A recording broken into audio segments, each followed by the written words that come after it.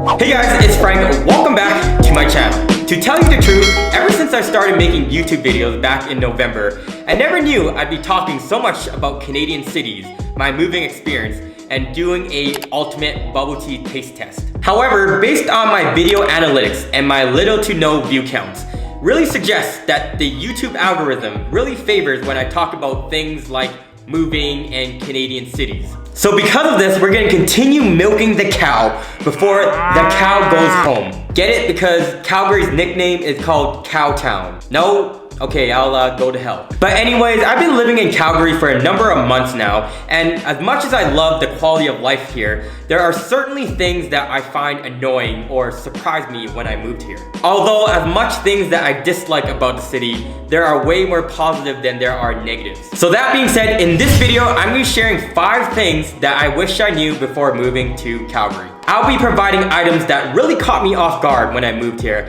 as opposed to the most obvious ones like getting free pancakes during Calgary Stampede. Without further ado, let's jump into the first thing that I wish I knew before moving to Calgary, and make sure you smash the like button.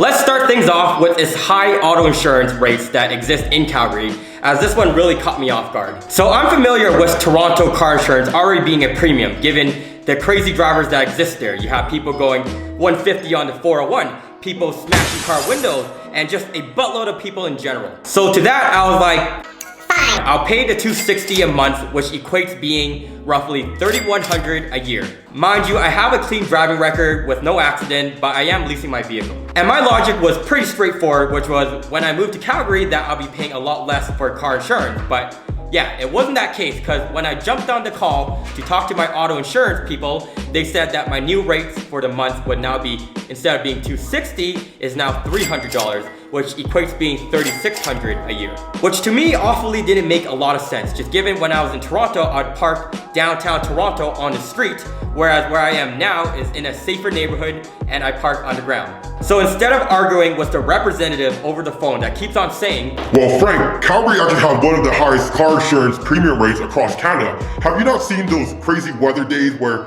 Gulf-sized hailstorms would break cars and windows? So I wasn't confident with their response, so I did what any normal person would do and go on Google and type in why Alberta insurance rates premiums are so expensive. And I found one site that stated competition decreased, which left consumers with less choice.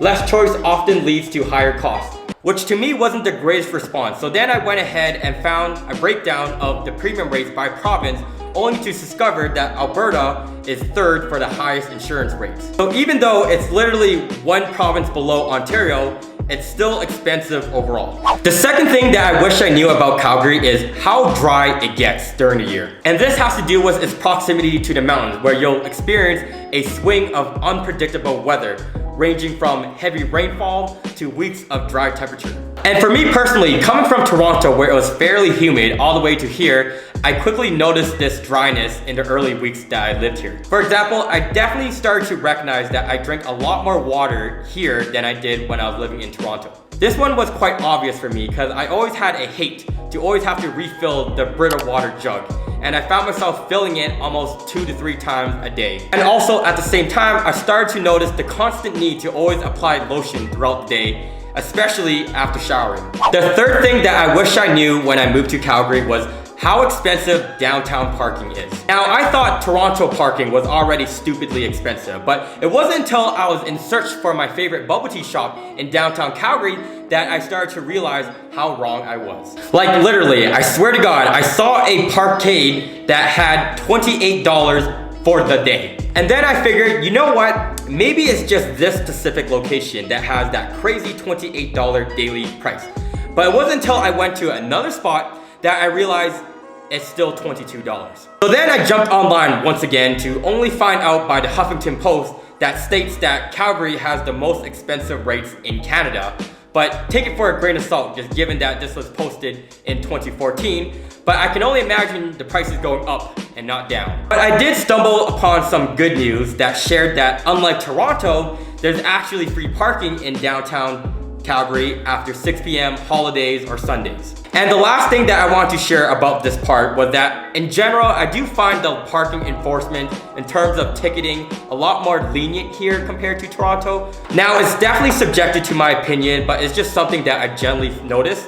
But also at the same time, I don't want people starting to abuse the parking here. The fourth thing that makes my list would have to be the weather mood swings that Calgary experiences. Like literally, last week there was a day where the high was 19 degrees, and then the next day, Mother Nature decided to say, you know what, it's time for some snow. But in all seriousness, the city does experience a huge flux in temperature where the early mornings and nights can be below 0 degrees Celsius, and then in the day can hit up to 20 degrees or higher.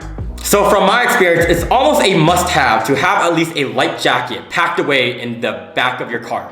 In the winter, Calgary experiences this thing known as Chinooks, where winds from the Pacific Ocean would go over the Rocky Mountains. And while this happens, it warms and then eventually passes through the city. And if you want to visualize what this feels like, just imagine it being late January and it's minus 15 degrees.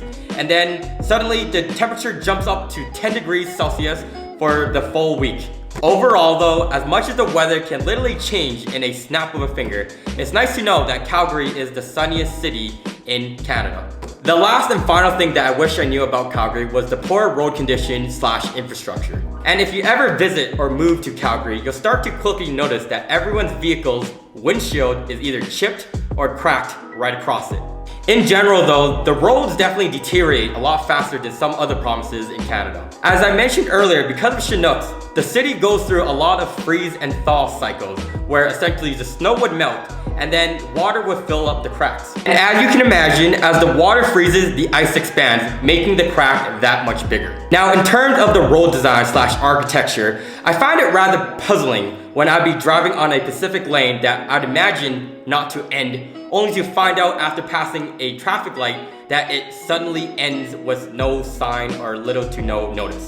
Another thing that I wanted to point out was because the city has lots of hills, you gotta be sometimes cautious when entering parking lots because they have high slopes. And I can't tell you the number of times that I scraped the bottom of my car. As well, I certainly noticed that there's a lot more speed traps and photo radars here in Calgary compared to any other Canadian cities that I've been to.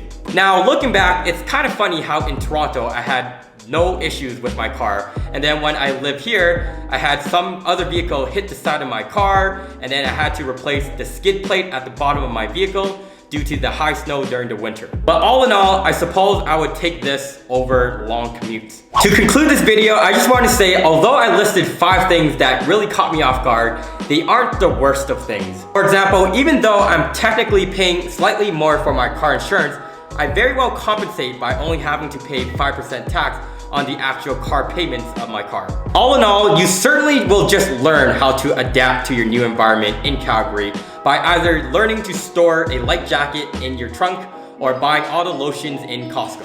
But with that said, those are the 5 things I wish I knew before moving to Calgary. And as always, if you made it to the end of this video, thank you so much for watching.